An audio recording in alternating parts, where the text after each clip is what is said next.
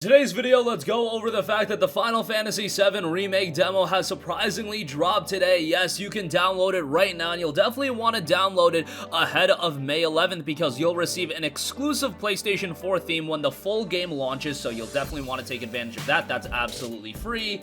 I don't even believe you'll have to end up buying the game, but whatever the case may be, definitely take advantage of that. Also, a bunch of previews for the game have been posted, one in-depth preview over on the PlayStation blog, and I do want to read an excerpt from it because that gives an idea of some of the changes that are being implemented. Destroy All Humans is definitely one of the games I am more excited for this year, a remake of a cult classic on the PlayStation 2, and Gematsu has gotten 14 minutes of gameplay for that game. I'll leave a link to that in the description box below, but let's talk a little bit about that, and let's round out the video with some great Bandai Namco PlayStation 4 game deals available right now. Ni no Kuni Wrath of the White Witch remastered, as well as Ace Combat 7 Skies Horizon.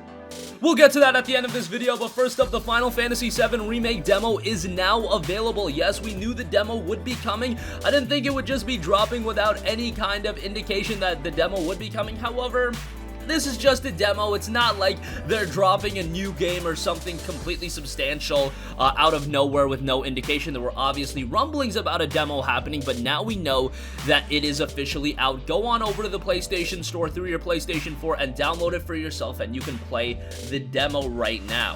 The demo features the first chapter of Final Fantasy VII Remake, the Mako 1 reactor bombing mission. Save data from the demo cannot, however, be carried over to the full version of the game. Square Enix also noted the content in the demo may differ from that of the final release, which would be a little bit surprising at this point, given that we're a month or so away from the release of the game, but nonetheless, sometimes they can implement minute changes, and who knows when the demo actually finished and what build of the game we're playing. This could be a build from a few months ago. Who really knows as far as that's concerned? Square Enix also noted that the content in the demo may differ from that of the final release. As I mentioned, users who download the demo before May 11th will receive an exclusive PlayStation 4 theme when the full game does actually launch. There was also an interview with VG247 with Final Fantasy VII Remake co-director Naoki Hamaguchi, and he confirmed that Red 13 will not be playable in the game, but will join you as a guest character that fights alongside you during the last part of the story. Maybe he'll be implemented into the further parts of the Final Fantasy VII Remake. We'll wait and see on that, but Red 13's a pretty iconic character, so I would like to see him be properly represented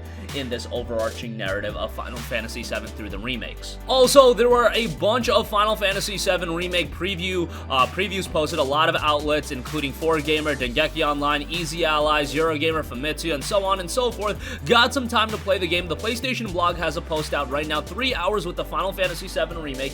I'll leave a link to that in the description box down below. However, there are some very interesting things that are noted in this PlayStation blog post, noting, quote, "But where the demo ends, our hands-on experience begins. Immediately after the blast, Cloud and crew escape underground and then scatter into the streets. This sequence takes perhaps 10 minutes in the original game with just a handful of scenes and camera perspectives to sell the action. In this remake, Cloud is hoofing it through all alleys of fire escapes and across rooftops with Shinra soldiers at every turn. Civilians lie injured in the streets, chaos reigns in all directions, and you're left to wonder, was the bombing worth all of this?" And this sequence is really what made Final Fantasy VII Remake click for me. I see how Square Enix plans to not just lengthen, but also enrich the original experience with moments and events that further sell the aftermath of such a monumentous attack. While the original did an excellent job in 1997, 2020's remake fully conveys the destruction with flames, injured NPCs, collapsing infrastructure, and an overall chaotic tone as you're fired up upon by Shinra goons. There are also so many pivotal moments within the city of Midgar that could benefit from this treatment, so I can't wait to see how they play out in the remake. Again, I'll leave a link in the description box below where you can read the entirety of that preview for yourself because there is some solid information there.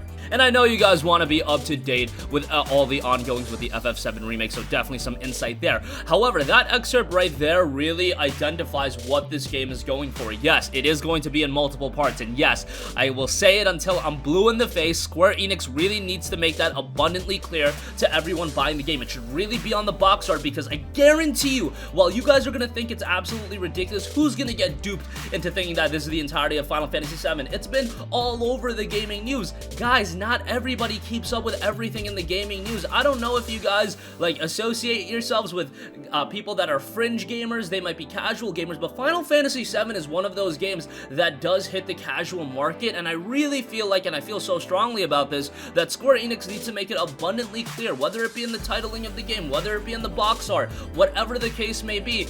Hey, this is Final Fantasy VII Remake Part 1, that's all I ask. Make it abundantly clear so people aren't getting duped into thinking this is the entirety of the game, because yes, it's great to see that they're fleshing out the experience, there's gonna be more content. However, it is 2020, I think that's something a lot of people just inherently expect, but I think there is gonna be that section of people that just see FF7 in the store and they're gonna be like, oh, it's Final Fantasy VII, I played that 20 years ago, let me pick it up right now, and then they play through it and they're like, oh, the game I'm pretty sure doesn't end there.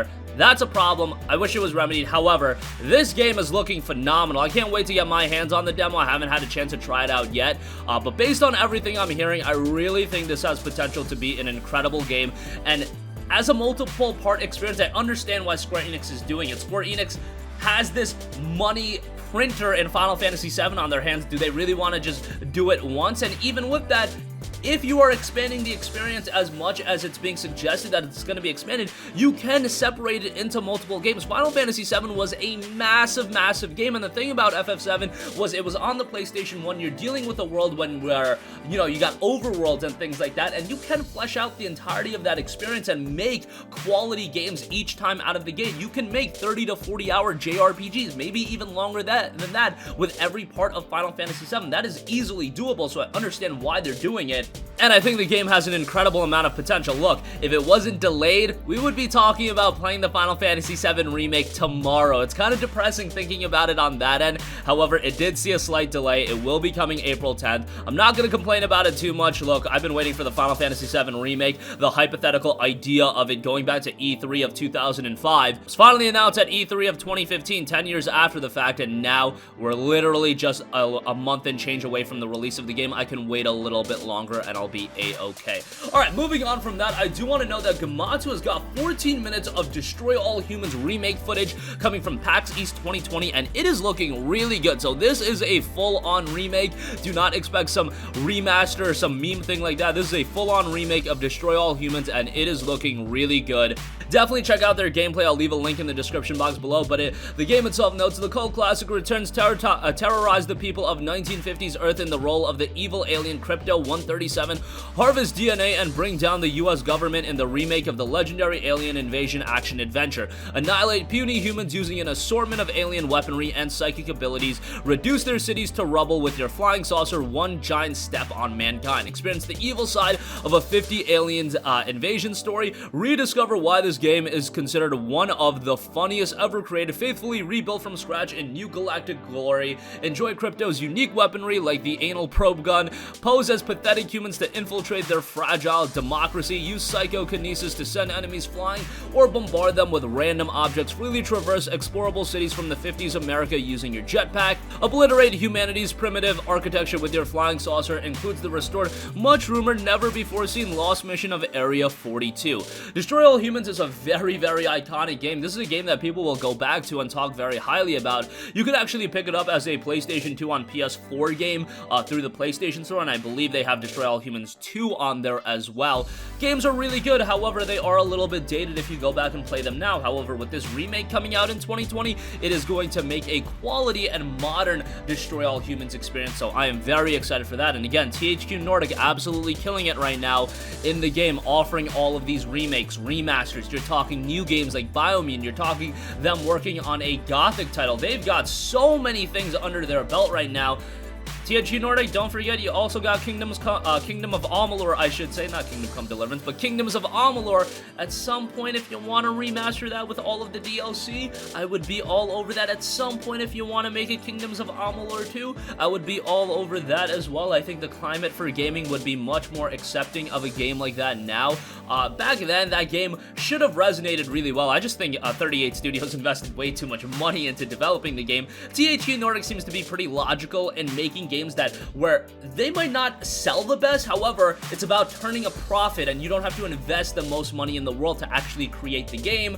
That's kind of what happened with Darksiders 3, and that's what's happening with a lot of their games. They're turning a profit, and hey, in a business, that's really all you can ask for. Destroy All Humans will be out sometime in 2020. We don't have an official release date at this point. Lastly, I do want to note two great Bandai Namco PS4 game deals available on Amazon right now. Ni no Kuni Wrath of the White Witch Remastered is 50% off, down to $24.99. This is a great deal on Ni no Kuni 1. I loved Ni no Kuni 2. I thought it was a great game. However, I do think Ni no Kuni 1 is the stronger game. Better narrative here, and maybe it was the novelty of experiencing the Ni no Kuni style of gameplay for the first time that resonated me a little bit more so, because I did play this game when it originally came out back in like 2010. Had a great time with it then. The remaster isn't anything crazy in terms of redefining the experience, but you don't need to redefine an experience that was defining in its own right. Ni no Kuni was an incredible game, and for $25, it's an excellent pickup. If you played Ni no Kuni 2 and enjoyed it, go back, play Ni no Kuni 1, and I think you'll thoroughly enjoy this release as well. By the way, that Ni no Kuni movie just hit Netflix as well, so that's something to check out also. Lastly, do want to note Ace Combat 7 Skies Unknown is still available for $19.99 over on Amazon. I've been touting how this is $29.99 on PSN. However, if you want it a little bit cheaper, Ace Combat 7 for $19.99 on Amazon is a really good buy. This is a game that came out right around the same time as Kingdom Hearts 3 and Resident Evil 2. However, it held up in price quite a bit longer than those two games, and Ace Combat 7 probably the least notable. It's a great game. I think it has a lot of great elements. It also has a PlayStation VR component that is rather good.